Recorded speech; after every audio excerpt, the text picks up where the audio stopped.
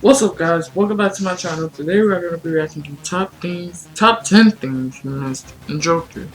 So there's some things that we missed, 10 things that we missed in Joker, and I want to see what did we miss.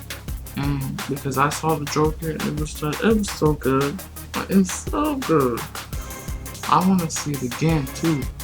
But we're gonna watch the top 10 things you missed in Joker. I'll leave the full video in the link in the description down below, so you guys can watch the full video without me reacting to it. Also, you can go on my channel, and I have 2 reviews: a non-spoiler review of the Joker and a spoiler review of the Joker on my channel. So you can go check those out. I'll leave it and you know where to look for it. But yeah, let's get into the video. If you didn't catch these, we guess you just didn't get the joke. Welcome to Watch Mojo, and today we're counting down our picks for the top 10 things you missed in Joker. For this list, we're taking a look at subtle references and Easter eggs you might have missed in Todd Phillips' Joker. And yes, there most certainly will be spoilers. When you bring me out, can you... Okay, y'all. Spoilers in here. So if y'all haven't seen the movie yet, then leave this video, please. I don't want to spoil it for you. I want y'all to see it. I don't want to spoil it for you. So let's start. Because I like this scene. And yes, there most certainly will be spoilers. When you bring me out, can you introduce me as Joker? Love it. Number 10. Nods to the Killing Joke. You know, it's funny. This reminds me of a joke. While the film isn't directly based on a specific DC storyline, the filmmakers clearly borrowed a few pages from Alan Moore and Brian Bolland's The Killing Joke. This acclaimed graphic novel explores a possible backstory for the Joker, although his origins are still left open to interpretation. Remembering's dangerous. I find the past such a worrying, anxious place. Yes, memory's so treacherous. In this one-shot, the man who becomes the Joker is a struggling stand-up comedian who takes desperate measures to provide for his pregnant wife. Although his wife is swapped out with a frail mother in this film, Arthur Fleck's character arc otherwise follows a similar trajectory. Just like his Killing Joke counterpart, Arthur fails as a comic and is shunned by the world. But he ultimately emerges from the experience with a deranged smile on his face. Smile, and maybe tomorrow. Number 9. A new kind of Arkham. When there are clouds. I gotta listen to the Joker soundtrack. Arkham Asylum is one of the most iconic locales in the Batman lore. Although Arkham makes an appearance in Joker, it's been given a slightly different name. Instead of an asylum, the establishment is referred to as Arkham State Hospital. This is reminiscent of Frank Miller's The Dark Knight Returns, where Asylum was dropped from the title in favor of Arkham Home for the Emotionally Troubled. In an over-the-top comic book universe, Arkham Asylum admittedly has a nice ring to it. I'm taking you back to Arkham Asylum. For a film that's trying to echo real life, though, it makes sense to change the name to something a bit more sensitive towards those with mental health issues. Arkham Asylum sounds more like a prison than a place where people can receive treatment. What's so funny? Freak. Number 8. I felt so bad for him for this. In addition to The Killing Joke, Joker shares a few minor details in common with the novel Batman: The Ultimate Evil. For starters, this book was written by crime author Andrew Vax, who's known for his Burke series. Likewise, one of the detectives who pursues Joker in this film is named Burke. Even more significant, The Ultimate Evil features a social worker named Deborah Kane, who helps Bruce Wayne following his parents' murder. If you look closely at her name tag, you'll notice that Arthur's social worker also goes by Deborah Kane. This surname actually derives from Bob Kane, the co-creator of Batman. I did not notice that. Number 7. Falling on Hard Times.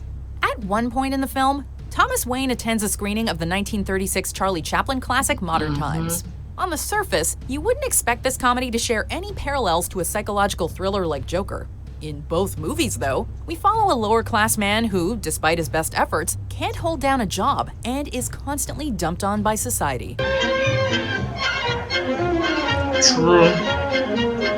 Although Modern Times was made in response to the Great Depression, this flies over Thomas Wayne's head. He merely laughs at Chaplin's antics, missing the message at its core. Wayne also overlooks the struggles of Gotham's working class, not to mention Arthur. Who knew there was so much of the little tramp in the Joker? Number 6, Thomas Wayne equals Donald Trump. Is this a joke to you? Thomas Wayne is usually portrayed as a sympathetic figure. But the city's been suffering. True. People less fortunate than us have been enduring very hard times. This movie's incarnation, however, is a short-tempered bigwig who looks down on those less successful than him and is thus seen as a fascist. It's safe to say the filmmakers modeled Thomas after Donald Trump, another wealthy businessman who became a controversial politician. As a matter of fact, Thomas was originally going to be played by Alec Baldwin, who regularly impersonates Trump on Saturday Night Live. I'm like the president of harassment. When Baldwin dropped out, the role went to Brett Cullen, who previously played Congressman Byron Gilley in The Dark Knight Rises. Sweetheart, not so fast with the chow. Actually, seeing as how various outlets have compared the 45th US president to a clown, maybe Arthur was supposed to be a Trump allegory. All I have are negative thoughts. Number 5, Pennyworth for your thoughts. Who the hell is that? Speaking of Bruce and Arthur, their disturbing first meeting is interrupted by a dedicated employee of the Wayne family. While Bruce's caretaker isn't mentioned by name, anyone remotely familiar with the Batman mythos knows that this is none other than Alfred Pennyworth. James Gordon. Alfred Pennyworth. It's confirmed in the film's end credits that actor Douglas Hodge played Bruce's loyal butler. Even before becoming his sole guardian, Alfred keeps a close eye on Master Bruce and is ready to put himself in harm's way for the youngest Wayne. We're just glad that Arthur ran off before he could put a smile on Alfred's face. Some men just want to watch the world burn. Number 4, familiar faces in Gotham. Joker has a few cameos, including Brian Tyree Henry as an Arkham employee. What? I didn't notice Starred in that. Spider-Man Into the Spider-Verse. All units. I want an APB on a new Spider-Man. Henry stands out as one of the few actors who's appeared in a DC movie and a Marvel movie within a 12-month period. I stared into the face of my mortal enemy, and the face staring back was my own. The film also features Justin Theroux of The Leftovers as a guest on Live with Murray Franklin. Theroux's character is notably named Ethan Chase, which may sound familiar if you're a fan of Todd Phillips' comedies. In Due Date, it's revealed that Zach Galifianakis' character is actually named Ethan Chase. Yeah, this doesn't say Tremblay. This says Ethan Chase. Oh, jeepers creepers. While that is a clever in-joke, it takes on another level of brilliance when you consider that Galifianakis also voiced the Joker in the Lego Batman movie. Probably worth the Google. Number 3, The Mark of Zorro. Although a few details have been tweaked over the years, most incarnations of Batman depicts Thomas and Martha Wayne being shot in Crime Alley after seeing The Mark of Zorro.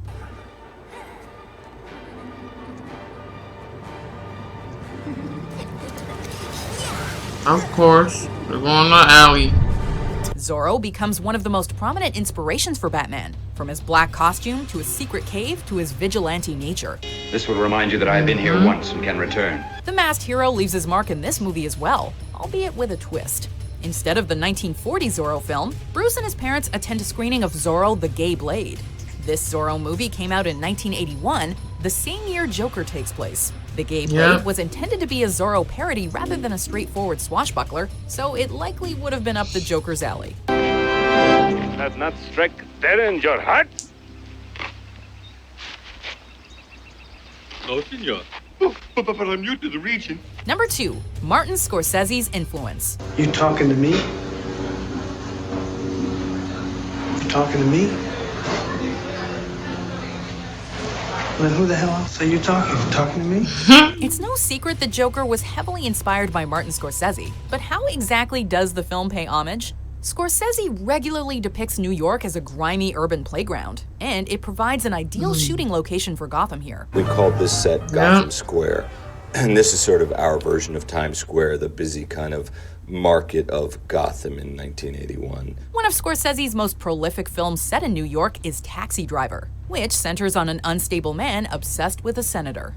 This mirrors Arthur's fascination with Thomas Wayne, although the Joker shares even more in common with Rupert Pupkin in The King of Comedy. The newest King of Comedy, Rupert Pupkin.